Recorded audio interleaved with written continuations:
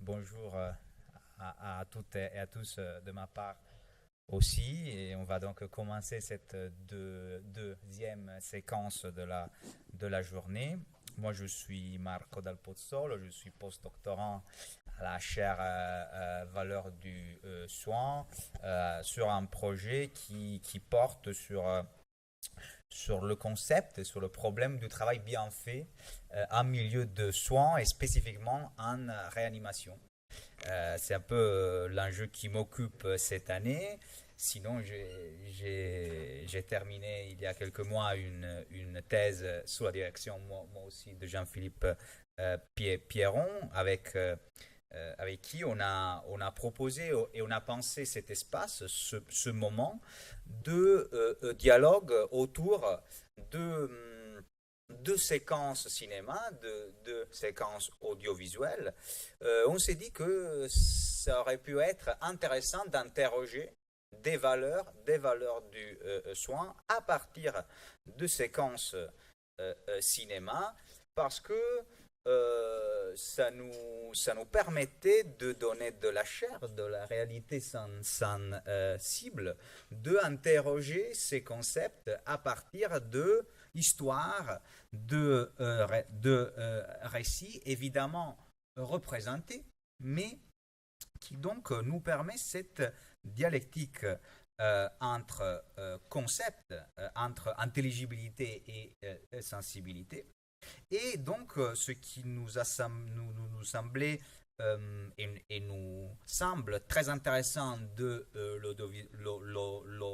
l'audiovisuel, c'est qu'à la fois, il nous projette dans des situations, dans des cas, et deux, que ça nous permet, et ça c'est le atout principal pour cette journée, de proposer une base commune pour débattre, pour proposer des interprétations, pour proposer des questionnements. Donc l'idée, on aura deux moments de débat après les deux séquences. L'idée donc c'est pas de répondre à vos questions, mais plutôt de faire circuler la parole à partir de ce que ces séquences vous ont apporté. Donc, on parlera dans ce segment de attention et de patience comme valeur principale. Finalement, je crois que pour raison de choix et de temps, on parlera plus de attention que de patience, mais les deux quand même sont de valeurs strictement entrelacées. Et je tiens à remercier à la fois Céline Lefebvre qui nous a aidés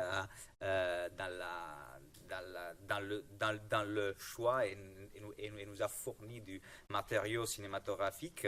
Et personnellement, je me suis aussi beaucoup inspiré de sa démarche didactique avec le cinéma pour préparer cet espace. Et évidemment, je remercie Jean-Philippe qui a donc pensé et va directement contribuer à cet espace. Donc je lui donne tout de suite la parole pour une introduction sur ces valeurs qui nous occupent ce matin. Oui, merci Marco. Céline Lefebvre, pour ceux qui ne la connaissent pas, c'est une spécialiste de Canguilhem qui s'occupe de la chaire Personnes à l'hôpital sur Paris et qui est en même temps aussi sur le projet de la chaire de philo à l'hôpital à la PHP. Vous avez peut-être entendu parler de ce projet, enfin, pour dire en fait que ce qui se fait ici, ça se fait autrement, avec d'autres manières un petit peu partout, mais il y a des espaces un peu transitionnels de jeu en fait, où se font rencontrer les différents acteurs un peu partout, et donc c'est intéressant de noter ça aussi. Donc moi je remercie à mon tour Marco en fait d'avoir initié ça. J'imaginais en pensant ce qu'on va vivre maintenant, ce que pourrait être un conseil d'administration d'un hôpital ou bien d'une ARS ou d'un ministère de la Santé, où en plus des traditionnels camemberts qui servent comment dire, à rendre compte de ce qui s'est produit en termes d'activité industrielle de soins, si on projetait ce qu'on va voir. Hein. Et en fait, c'est probable en fait qu'on le ferait pas. Non, que les administrateurs seraient particulièrement insensibles, je n'y crois pas du tout, hein, mais parce qu'effectivement, ça a été évoqué dans la table ronde antérieure, il y a des conflits de rationalité et que la rationalité quantifiante, elle a un gros avantage, vraiment imbattable sur le cinéma, c'est que ça permet d'aller très et de ne pas trop vite s'encombrer du singulier des situations. Hein. Il y a dans les séances, on a été très embarrassé avec Marco quand il a fallu choisir ces 2 séances, parce qu'en fait, le soin, ça se déploie dans l'espace et dans le temps, et le temps, c'est incompressible.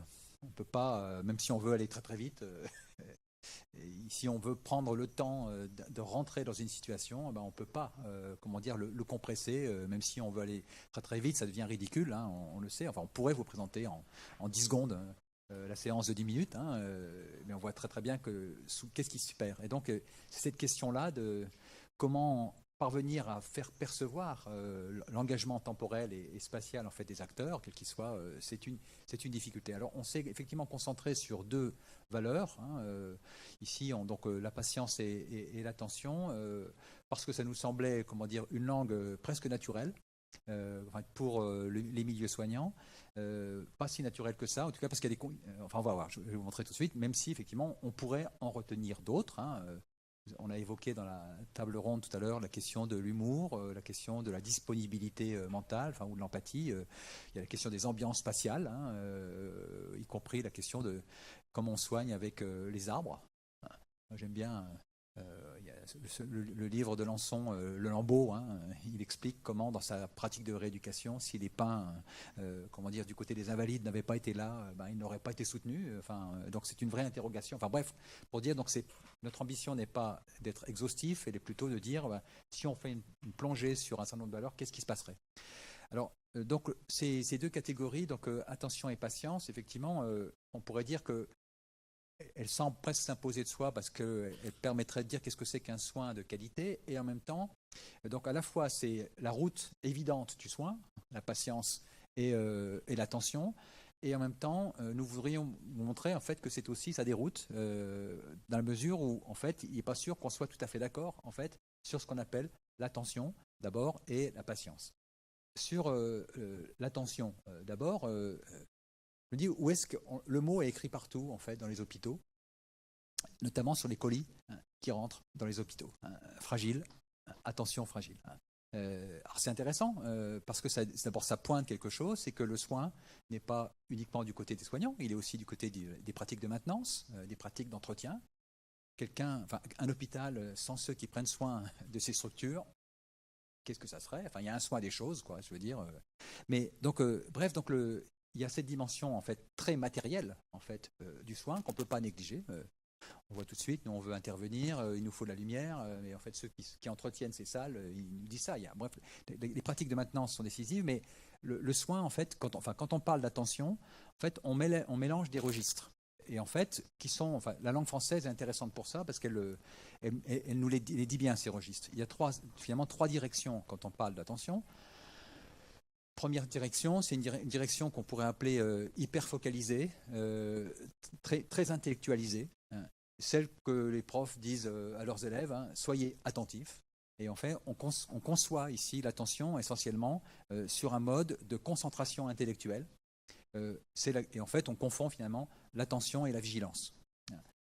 Alors, c'est important, mais au fond, l'attention, ce n'est pas tout à fait la vigilance. Autrement dit, quand on dit à quelqu'un « soyez attentif », c'est on te demande de te concentrer, hein, de concentrer ta focale sur ce qui est en train de se partager, si je suis un professeur ou si je suis un enseignant ou si je suis un soignant. Donc cette dimension est extrêmement importante, mais elle est problématique parce qu'elle hypertrophie les approches intellectuelles, hein, cognitives, et de cette façon, la vigilance n'engage pas la totalité du corps.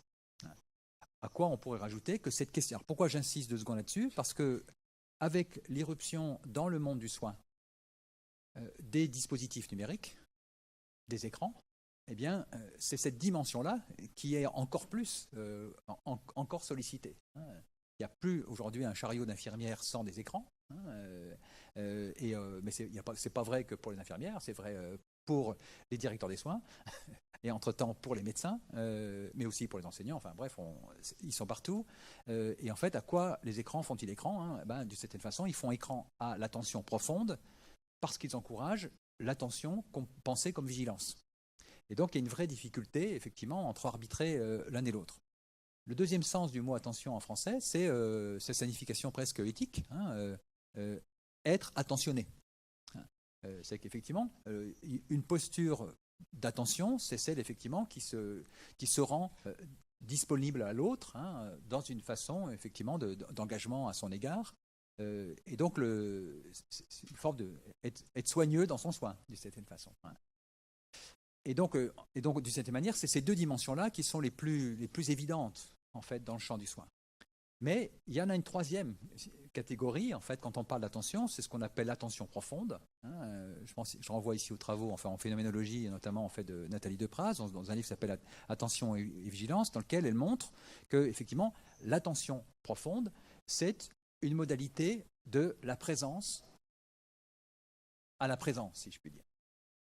Pour le dire autrement, on a tout. Moi, mes réflexes d'enseignant, hein, je demande souvent à mes élèves s'ils sont là. Et on sait très bien qu'il ne suffit pas d'être là pour y être. C'est qu'en fait, qu'est-ce que c'est qu'être là, hein? C'est précisément la capacité à investir affectivement, corporellement, enfin, dans sa dimension vécue, notre présence à la situation. Et donc, cette dimension-là d'attention, qui vaut pour n'importe qui, pour un soignant, pour un malade, pour un directeur, enfin bref, on l'a compris. En fait, cette dimension-là, elle est extrêmement précaire. Parce qu'elle est justement en permanence rattrapée, soit par des injonctions éthiques ou des injonctions en fait de vigilance. Et on pourrait rajouter que c'est encore plus vrai lorsque on découvre que l'attention fait l'objet aujourd'hui d'un nouveau marché. Hein, il y a ce qu'on appelle aujourd'hui une économie de l'attention. Hein, et cette économie de l'attention, elle découvre que, c'est les problèmes des réseaux sociaux, c'est des réseaux sociaux commerciaux en particulier, hein, c'est comment faire pour vous restiez toujours branchés, hein, ne nous quittez pas. Hein, et donc il y a un tas de techniques pour nous faire rester le plus longtemps possible sur les réseaux, pour pendant ce temps-là nous vendre un peu de pub. Et donc cette question-là, c'est comment soutenir l'attention profonde quand soudain on découvre que l'attention tout court peut faire l'objet d'un marché multiple. Ça pose une vraie question, parce qu'en termes de conflit de valeurs, justement, sur la compréhension qu'on a de l'attention, c'est notamment sur la question des dispositifs numériques, qui décide de leur généralisation dans nos institutions, dans nos organisations et dans les pratiques de soins? Qui décide? Qui est associé? Le Bureau international du travail met beaucoup l'accent sur cette idée qu'effectivement, quand une nouvelle technique, lorsqu'un nouveau dispositif technique rentre dans une organisation, comment les professionnels, tous les professionnels, sont associés à la construction et à la généralisation de ces dispositifs. On pourrait se poser la question nous on voit bien à l'université, hein, qui décide en fait qu'on soit en logiciel Microsoft et pas logiciel libre, par exemple, hein, ou la généralisation en fait des dispositifs d'écran interactif. Bon. Bref, ça veut dire qu'en fait, par rapport à ce que vous disiez sur les soignants ne peuvent pas porter sur eux des questions qui ne sont pas que des questions individuelles, ce sont des questions à la fois d'organisation collective, voire des questions politiques, voire stratégiques, au sens industriel du terme. Il y a là un enjeu, autrement dit, il y a une politique de l'attention, en plus d'une éthique de l'attention. Sur la question de la patience, j'en viens à une deuxième catégorie, c'est une catégorie omniprésente dans le milieu du soin, ne serait-ce que parce que, en fait, les humains malades, on les appelle patients. C'est intéressant d'abord se souvenir qu'on n'a pas toujours parlé des malades comme étant des patients. Que c'est une vieille, c'est pas une catégorie très ancienne. Il y a toujours eu sans doute des humains malades, il n'y a pas toujours eu des patients. Le patient, c'est une construction socio-organisationnelle. C'est une manière de définir la place de l'autre à partir pour le coup, du statut subi, hein, pense-t-on, de l'épreuve traversée, de la souffrance et de la maladie. Pâtir. Hein. Donc, autrement dit, on peut mettre la patience du côté du pâtir, mais il se trouve que la patience est aussi une vertu. Autrement dit, c'est un agir. Alors, quel est ce type d'action qui consiste à ne rien faire d'autre si ce n'est qu'attendre? Mais cette question de la patience, elle est du côté du patient, qui aujourd'hui, ça a été rappelé tout à l'heure, en fait, notamment depuis effectivement comment dire, l'épidémie du HIV, en fait, comment ces patients en fait, ont refusé de se raconter comme des patients. Nous ne sommes pas des patients, nous sommes des citoyens. La question est politique aussi. Donc, eh bien, effectivement, cette question de la patience, donc, elle n'est pas simplement du côté des patients, elle est aussi du côté des soignants. Hein. Et donc, de certaine manière, c'est comment on vit la patience. Hein. C'est-à-dire, en fait, comment, si la patience est une vertu, c'est un art de vivre le temps. Lorsque celui-ci ne coïncide pas tout à fait avec le temps de nos propres projets. Alors c'est une vraie difficulté. Hein, je pourrais poser cette question. Au bout de combien de temps vous énervez-vous quand votre messagerie ou vos dispositifs numériques ne répondent pas? Combien de secondes? Je ne sais pas de minutes. Hein, combien de secondes? C'est-à-dire qu'en fait, comment les dispositifs numériques et notre société en fait, met à mal la vertu de patience. Comment on devient très très vite brutal. Hein. Ce serait amusant à filmer. Hein. Enfin, bon. Mais bref, donc au-delà de on dit si la patience est une vertu, et donc je vais m'arrêter là. Donc ce que ça questionne, c'est effectivement, c'est comment on la soutient et comment on les soutient, notamment dans des logiques d'organisation du soin, qui plutôt que la vertu de patience, via la culture de la cadence, parce qu'il y a une file active, parce qu'il y a des flux, parce qu'il y a comment dire, une certaine manière de structurer le temps, eh bien, la patience s'en trouve largement étiolée. Hein. Bref, voilà, je m'arrête. À toi, Marco. Merci beaucoup, Jean-Philippe. Moi,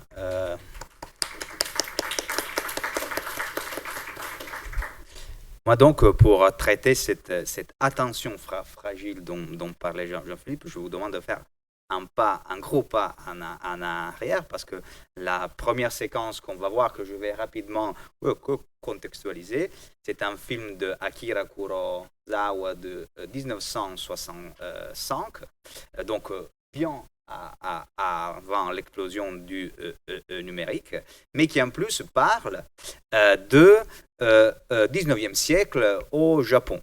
C'est l'histoire d'un jeune interne, Yasumoto, qui a sa propre formation dans un dispensaire au 19e siècle. Et c'est un médecin qui est formé par la médecine hollandaise, donc avec toute cet orgueil et en même temps cette protection qu'il a, donc, par qu'elle fait usage de sa propre connaissance, il se retrouve dans un petit dispensaire qu'il pense être complètement indigne pour ses compétences et pour ses ambitions. Et donc, au tout début, il refuse de participer à ce que lui dit son maître médecin Barberousse, qui donne le nom au film. Et voilà, et le film se déploie comme un passage de cette, disons, de ce départ dans laquelle Yasumoto conçoit la médecine essentiellement comme une connaissance, comme un ensemble de connaissances, vers l'idée de s'approprier d'une pratique et d'un art médical singulier, qui prend en compte les malades singuliers. Et là, la formation, le film dure 3 heures, donc ce sont beaucoup les rencontres qu'il fait. Il est confronté à des malades agonisants, donc au moment de la mort, à des opérations très très émotionnellement fortes. Il est confronté à une patiente nymphomane qui a des tendances homicides. Bref, toute une série de cas compliqués qui le bouleversent, qui le secouent. Et c'est un film qui met au centre les récits de vie et les trajectoires de vie de tous ces patients, dont le passage décisif est celui qu'on va voir, dont on va voir une partie et et le rencontre avec cette jeune fille qui s'appelle Otoyo, qui a été traumatisée à cause d'un exploitement dans un bordel où elle a été obligée à travailler. Elle a des symptômes psychotiques. On verra dans la scène qu'elle a une manière de laver le sol qui est complètement aliéné et mécanique. C'est des mouvements mécanisés qu'elle emploie comme si c'était sous un choc post-traumatique. Et on verra dans la scène qu'elle est déjà en train de guérir parce que ce mouvement se fluidifie et devient effectivement un mouvement normal, sain. Mais ce que précède cette scène, c'est la tentative de Yasumoto de soigner cette fille qui refuse les soins, et on n'a pas le temps de le montrer, mais ça aurait été très, très bien et surtout très pertinent pour le concept de patient. Barberousse, le maître, le médecin, avec énormément de patients, essaye et réessaye pour trouver le moyen qu'il se alimente, qu'il puisse prendre ses médicaments.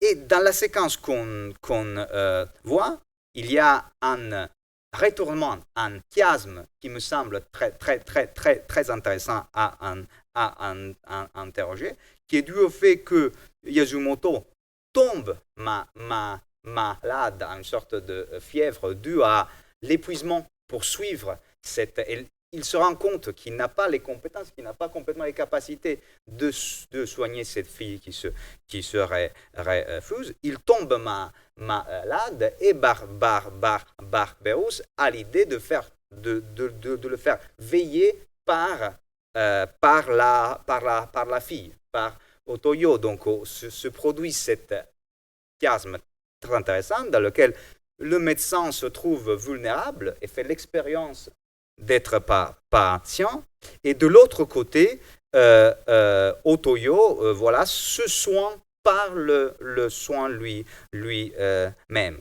Et là, vous verrez comment il y a cet entrecroisement de attention réciproque qui passe par le toucher, qui passe par la manière dont l'un et l'autre se veillent réciproquement, qui passe aussi par l'intégration et par l'aménagement de l'environnement et du milieu, parce qu'il y aura un moment un peu poétique dans lequel rentre quelque chose du dehors, du monde du dehors qui est intégré dans le soin.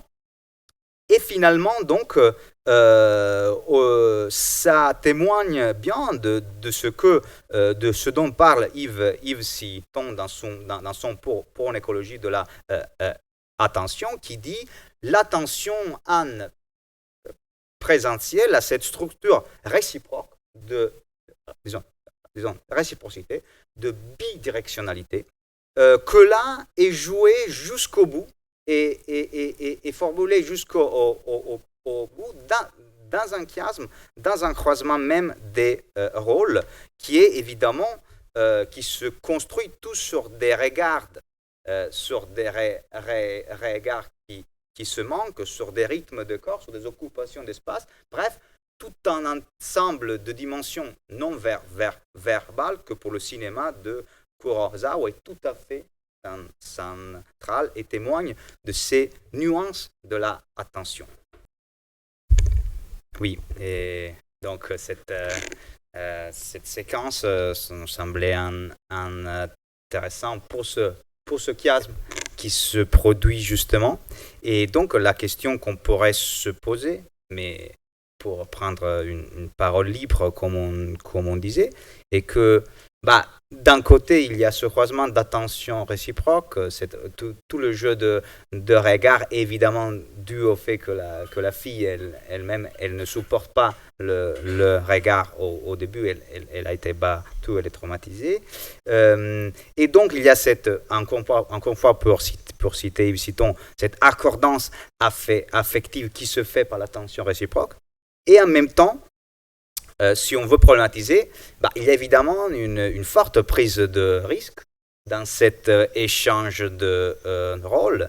Est-ce que c'est à la fois réaliste, possible et souhaitable dans nos milieux de soins, avoir comme idée une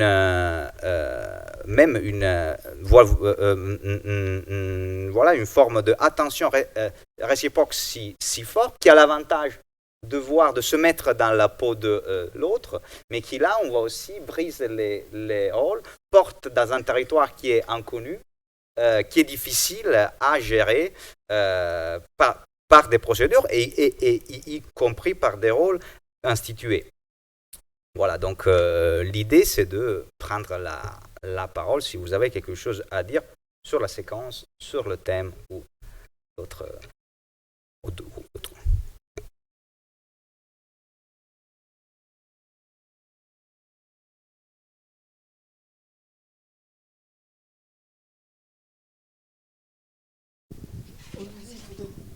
Penser le rôle que la fonction, le rôle, et surtout cette histoire d'espace intermédiaire. Et là, on le voit très très bien. Cet espace intermédiaire qui a été comprimé par le temps et qui, là, permet une respiration. Cette respiration, on la voit à un moment donné quand le monsieur, là, il respire. Et quand elle dort à côté de lui, c'est très très poétique. Il y a une sorte, vous l'avez dit, d'attention extraordinaire qui est jouée. Alors cet espace intermédiaire, on a le même problème dans la cité. Avec la disparition, moi je suis dans une petite commune, la disparition du café, où à l'époque, on se retrouvait au café. Et c'était un bon moyen de renaître à la vie. Là, ce qui se passe, c'est qu'il y a une sorte de double jeu. Je, J-E, je suis, et je, G-U-I. G-E-U, pardon. C'est-à-dire qu'il y a un jeu de regard, vous l'avez dit, vous avez très très bien exprimé. Ce jeu de regard entre les deux est extraordinaire. Je veux dire que ça vous donne une sorte de renaissance à la vie. Merci.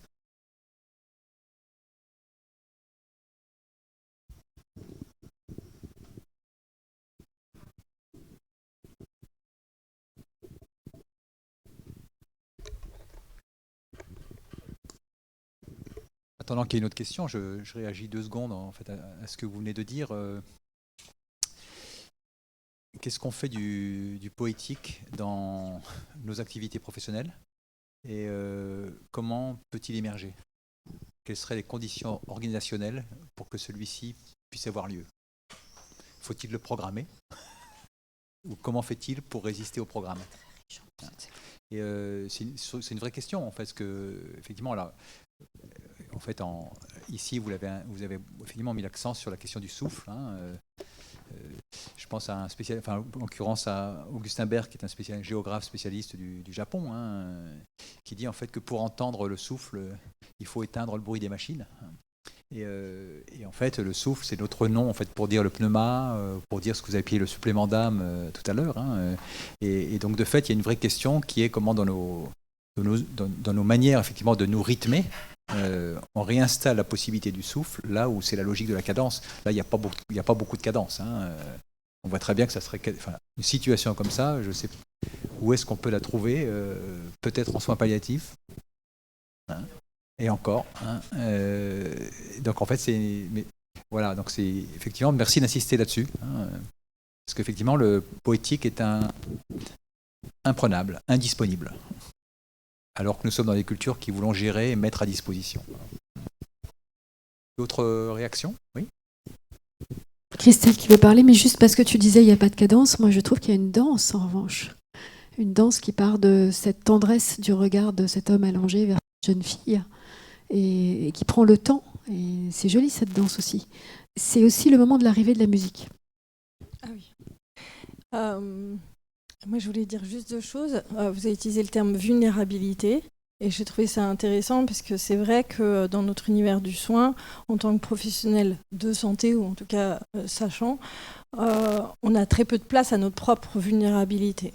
Et d'ailleurs, même jeune soignante, c'était même avec de la fièvre, tu viens travailler, même malade, tu viens travailler. Et c'était et d'ailleurs les générations là se croisent en se disant bah non, moi et c'est difficile d'ailleurs entre les soignants quand ils sont malades en ce moment ils s'arrêtent pour rien, j'entends ça, et puis les plus anciens disant moi avant je venais travailler malade. Et donc cette notion de comment je gère, ou en tout cas comment je fais, j'accepte ma propre vulnérabilité pour rencontrer l'autre. Et c'est sûrement aussi comment faire quand on n'a jamais été vraiment patient soi-même. Et on voit bien la différence quand un soignant vit une période de soins lui-même. Il dit je suis passé de l'autre côté. Et quand il est passé de l'autre côté, d'un seul coup, on a cette sensation de je vis les choses autrement, je vois les choses autrement. Et de ce fait, le fait de se voir faire, j'ai fait l'expérience aussi de filmer les patients sur leur parcours et faire voir après aux soignants ce que le patient voit. On ne se rend pas compte à quel point on ne voit pas ce que le patient voit. Et sûrement qu'il y a quelque chose dans le fait de se voir faire et le côté cinéma. Et je vous remercie parce que j'ai très envie de voir ce film de ce fait.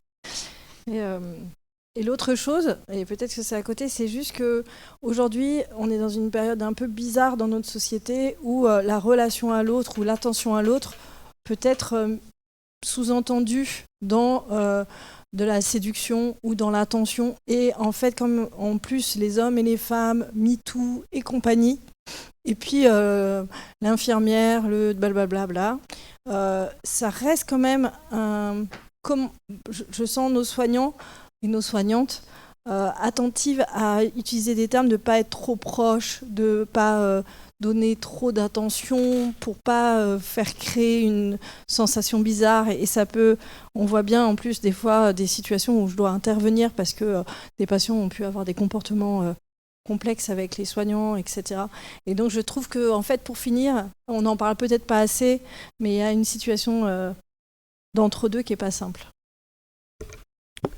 Oui, et merci beaucoup parce que c'est vrai que dans le film, il y a cette allusion, cette questionnement sur la relation entre les deux de cette manière, surtout si la fille a un attachement qui arrive jusqu'à un amour, et il y a des dialogues dans lesquels justement d'autres personnages disent non, c'est un attachement très fort, thérapeutique et tout ça, mais qui n'est pas de l'amour. Comme pour essayer d'affirmer, il peut y avoir une délicatesse pour parler le langage de Nathalie, et aussi une relation de toucher qui ne passe pas forcément par l'amour ou par l'érotisme et vu que le temps malheureusement nous manque, je vous propose de terminer, disons, de ne pas couper notre débat sur la séance, sur la séquence, s'il y a d'autres interventions et d'autres réflexions, et peut-être de garder, on va voir si on a le temps à la fin de la journée, peut-être pour le faire. C'est une séquence beaucoup plus courte, celle des frères Dardenne, mais on n'a pas le temps maintenant, donc peut-être que en fin de journée, pour ceux qui seront là, on pourra de manière plus informelle en discuter. Voilà. Est-ce qu'il y a encore des questions, une réflexion, une remarque, une proposition? Oui, madame. Vous nous dites qui vous êtes aussi? Enfin, pas tout de qui, mais un petit peu du qui. Tout d'abord, j'aime beaucoup cette question du qui suis-je.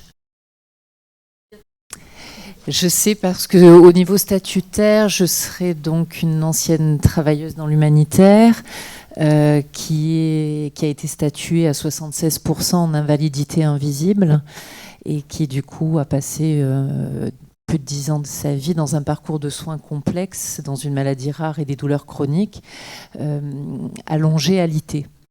Je fais exprès d'utiliser ce terme parce que je trouve que dans ce moment, il y a aussi la question de l'immobilité. En fait, si on regarde ce patient, il est patient justement à allonger et attendre le soin, et pourtant soin il y a. Donc dans l'immobilité, dans les silences de nos parcours de vie, j'ai beaucoup aimé quand vous avez parlé de la notion de danse, il y a du mouvement. L'immobilité est mouvement, le silence est mouvement, et il y a le soin. Le soin, et je rebondis également par rapport à ce que vous dites sur la notion de toucher. Moi, j'ai aujourd'hui plus de souvenirs sur les moments de toucher que j'ai pu avoir avec les différents soignants que forcément le Doliprane que je n'arrivais pas à avaler après une opération qui, pour seul moment de vie, était de manger avec une paille, et tout le reste de mon corps était donc immobile. Suis-je pour autant morte ? Je me dis, en fait, je dis que nous sommes vivants, et je trouve que c'est important aussi de prendre conscience de ces moments suspendus, mais qui pourtant sont tellement importants. Qui dit mouvement, même dans l'immobilisme, veut dire vie.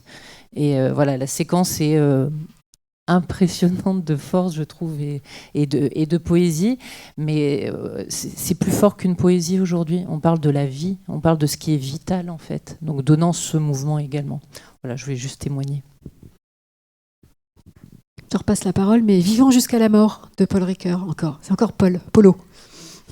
Marco, tu veux dire quelque chose, ou Jean-Philippe ? Oui, ce qu'on disait, c'est que comme séquence apéritive, on peut regarder la petite... ça dure 4 minutes. Et ce serait dommage en fait de s'en priver. Je me dis, c'est pas trop brutal, Romain ? Foutu pour foutu ? Non. Voilà, ok. On fait comme ça. Donc, on va donc, je vais pas introduire le film, peut-être plusieurs d'entre vous l'ont vu, c'est la fille inconnue. Donc c'est cette histoire d'une jeune médecin qui se trouve à ne pas ouvrir la porte à une jeune migrante qui a été agressée parce que son cabinet était fermé, était hors de l'horaire, et cette jeune migrante meurt. Elle garde cette culpabilité, cette responsabilité qui la porte à rechercher la identité de la personne, et surtout essayer de lui donner une sépulture, de lui donner la dignité d'un deuil qu'elle n'a pas. Donc à l'intérieur de cette film qui donc tourne tout autour, la question centrale, c'est quel est le niveau et la limite de l'implication personnelle d'un soignant jusqu'à ce qu'on va, quel est le rôle, mais aussi la responsabilité qu'on a. Et là, c'est une scène entre autres, dans lequel émerge beaucoup, je pense, la dimension sociétale, éthico-sociale du soin, parce qu'il y a un homme qui a un problème de diabète. Elle est à domicile chez lui, et vous verrez, elle lui propose de s'occuper ou quand même de médier pour les services sociaux, pour soulager son douleur et son problème. Et là, tout le problème, là on le voit comme une séquence plutôt positive et irénique, mais il faut la penser dans un film qui interroge continuellement cette relation entre la responsabilité du médecin témoin, et il y a là une relation entre le cinéaste témoin et le médecin à domicile qui est témoin des milieux de vie, et cet épuisement possible, cette difficulté de poser un limite de jusqu'où on soigne aussi le côté éthico-social au-delà du corps et du soin de la personne. Donc, on va juste regarder ça, malheureusement, mais c'était juste, on n'a pas le temps d'en parler, mais c'est juste pour aussi élargir sur cette dimension, sur cette attention au milieu social qu'il y a derrière les personnes. Et là, évidemment, pour le soin territorial, sur le soin à domicile, c'est une question que se pose tout le temps pour les soignants, de voir jusqu'à quel point on prend en compte toutes ces dimensions-là. Merci beaucoup pour ces instants vidéo, poétiques, de réflexion, dont on pourra continuer à parler. Sans plus attendre, Didier, je crois que je vais te donner la parole. Ah oui, tu t'y attendais pas? Bah si, parce que dans mon programme, tu dois nous présenter les formations, notamment autour du CARE. Tu dois parler de l'IAE. Je reprendrai la parole après pour rappeler ce qui se passera en début d'après-midi et pour nous souhaiter un bon appétit. Oui, je pensais que c'était en fin d'après-midi. Moi, on m'a dit maintenant. Tu as raison. Voilà. Voilà. Donc, l'IAE, c'est donc l'école universitaire de management de l'Université Lyon 3, qui abrite pour partie la chaire valeur du soin, lance 3 certificats, donc qui sont des formations courtes de 2 jours, autour notamment des thématiques que nous avons commencé à évoquer aujourd'hui. Donc, elle traite de la question de la philosophie et du management du soin. Voilà, donc ce sont 3 modules de 2 jours. Le premier se déroulera à Lyon en octobre, puis ensuite février à Paris, et on clôturera au printemps à Bruxelles, puisque un de nos mécènes est UCB, donc c'est une entreprise belge, et on trouvait que c'était bien aussi de se décentrer un petit peu et d'aller passer 2 jours là-bas. Voilà, donc n'hésitez pas à récupérer les flyers de présentation de cette formation. Nous avons quelqu'un de l'IAE qui est venu aussi pour... vous êtes 2, non, normalement? Non, il n'y a que vous. Voilà, donc vous pouvez aussi prendre des renseignements si vous le souhaitez. Voilà, donc il y a des QR codes si vous voulez plus d'informations. Donc, premier module, Care Management des impasses aux perspectives, comment repenser l'organisation du soin à partir du Care. C'est typiquement dans le prolongement de ce qu'on a pu évoquer ce matin. Le deuxième module, ça porte sur l'innovation, mais l'innovation avec soin, sur les transitions numériques et les nouvelles compétences associées.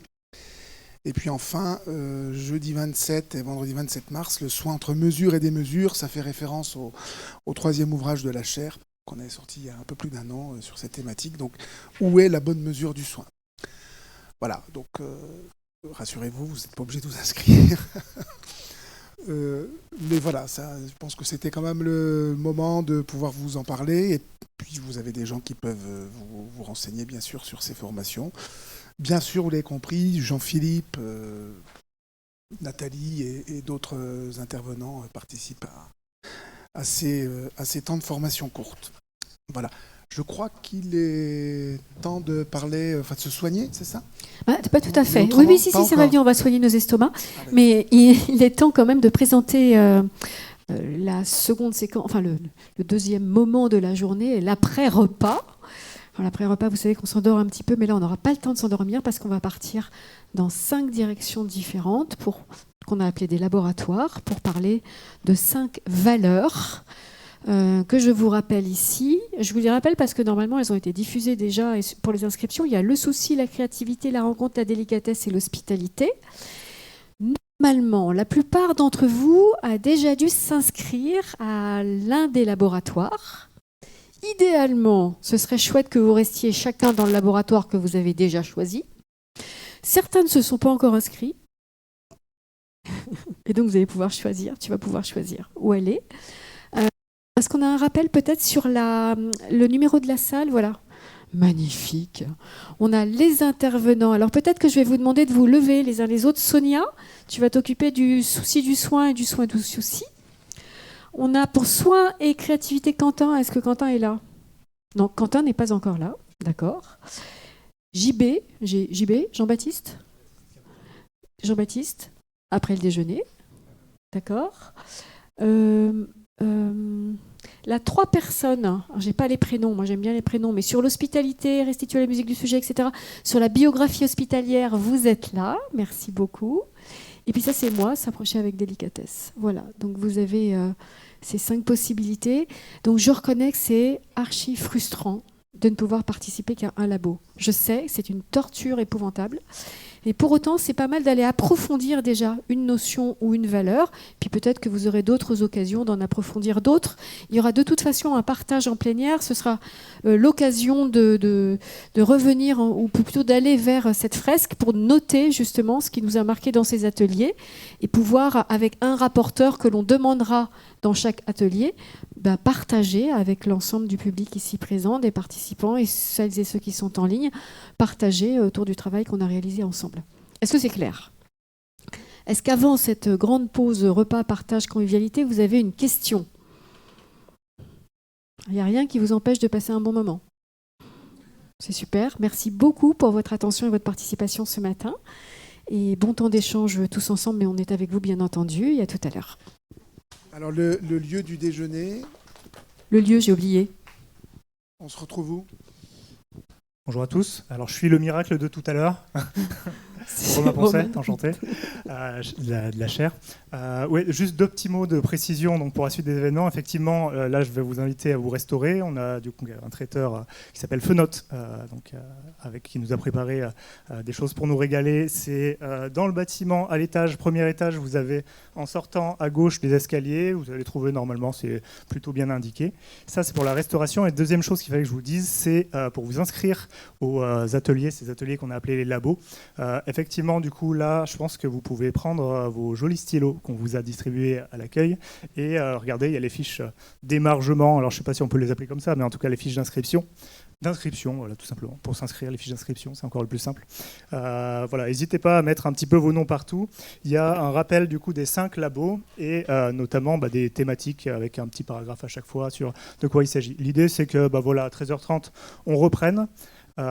Et que vous ayez un peu en tête d'ores et déjà là où vous allez avec les salles correspondantes juste ici.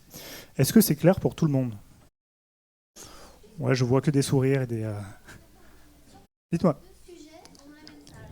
2 sujets ont la même salle. Alors en fait, c'est des très grandes salles, bien sûr. C'est pas du tout parce qu'on n'avait pas assez de salles pour mettre les ateliers, c'est juste parce que c'est pour le plaisir de profiter des très grandes salles de l'IUT. Est-ce qu'il y a d'autres questions ? Non, ça paraît clair ? Bon, voilà, je vous invite à vous inscrire, puis ensuite à aller manger un bout. Merci beaucoup.